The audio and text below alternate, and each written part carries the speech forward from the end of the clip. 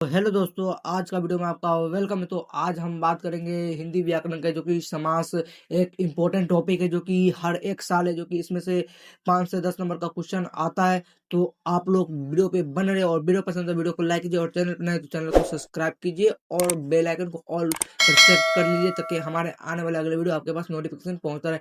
तो बगैर समय गवाए तो वीडियो को स्टार्ट करते, ठीक है। तो यहाँ पर बोला है समास का अर्थ। इसमें हम बोलेंगे समास का अर्थ किसे कहते हैं, इसमें समास का अर्थ क्या है, ठीक है। समास का अर्थ क्या होता है? समास का अर्थ होता है जो कि मेल होता है, संयोग होता है, संक्षेप होता है, शब्द पदों का मेल होता है। क्या होता है? शब्द पदों का मेल होता है, इसे समास का अर्थ कहते हैं, ठीक है। तो हम लोग बढ़ते हैं नेक्स्ट टॉपिक की ओर। नेक्स्ट टॉपिक है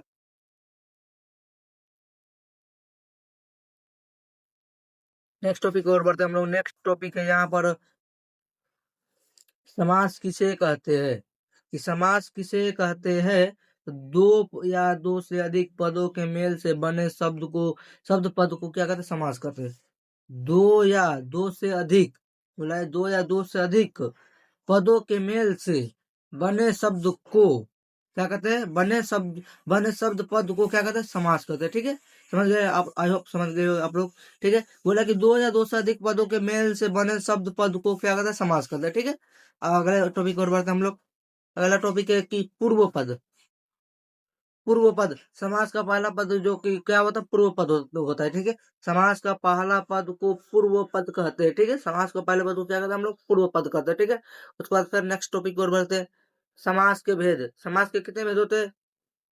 समास के कितने भेद होते हैं? तो समास के जो कि कितने भेद? समास के 6 भेद होते हैं। कितने भेद होते हैं? 6 भेद होते हैं। इसको आप लोग रट लीजिएगा। ये जो है कि टॉपिक है समास के कितने भेद, ये हर एक साल है जो कि एग्जाम में पूछा ही जाता है कि समास के कितने भेद होते हैं, ठीक है। आप लोग कॉपी कलम लेकर आप लोग इसको अपने नोटबुक में नोट करते रहिएगा, ठीक है। तो हम सभी टॉपिक को पढ़ते हैं आगे, ठीक है।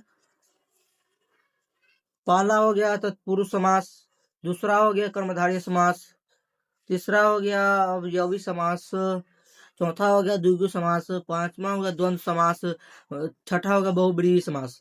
अब ये 6 प्रकार के हैं ना, हम आपको अभी जस्ट पढ़ाएंगे। आप लोग कॉपी कलम खोल कर बैठ जाइए और वीडियो पसंद है वीडियो को लाइक कीजिए और चैनल पर नए तो चैनल को सब्सक्राइब कीजिए, ठीक है। तो बढ़ते हैं आगे नेक्स्ट टॉपिक की ओर। तत्पुरुष समास किसे कहते हैं? तत्पुरुष समास किसे कहते हैं? तो समास को विग्रह करने पर समास को विग्रह करने पर को से के लिए का की के रा रे री की तत्पुरुष समास कहलाता है। यानी कि समास को जब हम विग्रह करेंगे ना, तो उसको तोड़ने पर हमको का के की रा रे री या के लिए आएगा, तो क्या हो जाएगा? तत्पुरुष समास। जैसे चीड़ी मार, जैसे मैं देखो आप लोग को जैसे मैं समझाते, चीड़ी मार, तो क्या है? इसका हम विग्रह करेंगे तो क्या होगा?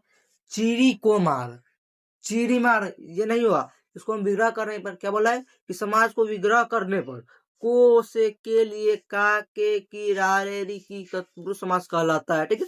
अब इसको विग्रह करना है हमको। चीरी मार, तो चीरी मार, तो हम क्या इसको विग्रह कैसे करेंगे? चीरी को मार, क्या होगा? चीरी को मार, ये हो गया तत्पुरुष समास, ठीक है। देखो देशांतर, देशांतर, देशांतर, ये क्या हो जाएगा? तत्पुरुष समास। रसोई घर, रसोई का घर, ये हो गया तत्पुरुष समास। रस भरा, रस का भरा, यानी कोई आम है, कोई फल है, उसमें रस भरा, तो रस का भरा हुआ आम है, ठीक है, या फल है, ठीक है। तो नेक्स्ट टॉपिक और हम लोग बढ़ते हैं। नेक्स्ट टॉपिक है कर्मधारय समास किसे कहते हैं? तो जिस समास में पूर्व पद विशेषण और उत्तर पद विशेष हो, कर्मधारय समास कहलाता है। फिर से समझो, जिस समास में पूर्व पद विशेषण और उत्तर पद विशेष्य हो, कर्मधारय समास कहलाता है, ठीक है। पूर्व पद यानी कि पहला, पूर्व मतलब पहला होता है, ठीक है। पहला पद विशेषण हो और सेकेंड पद क्या हो? विशेष्य हो, उसे हम क्या कहते हैं? कर्मधारय समास। जैसे ट्रिक, देखो इसका ट्रिक भी है। विशेषता बताने वाले समास को कर्मधारय समास कहते हैं। क्या बोला यहाँ पर? विशेषता बताने वाले समास को क्या कहते हैं? कर्मधारय समास कहते हैं। जैसे कि देखो यहाँ पर आगे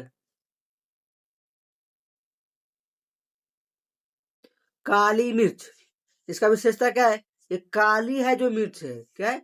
काली है जो मिर्च है, इसका विशेषता क्या है? काली। ये काली क्या हो गया? मिर्च है। ये हो गया क्या? कर्मधारय समास, ठीक है। नील कमल, ये नील है जो कमल है, ठीक है। ये नील है जो कमल है, तो ये क्या है, नील है जो कमल है, ये तो नील क्या हो गया, ये हो गया कर्मधारय समास। ठीक है, उसके बाद हम लोग नेक्स्ट टॉपिक पर बढ़ते। आई होप, मैं उम्मीद करता हूँ कि आप लोग को समझ में आता होगा। ठीक है, अगर नहीं समझ में आता तो आप लोग कमेंट कीजिएगा, मैं इससे भी बेहतर आपको तरीका से समझाऊंगा। ठीक है,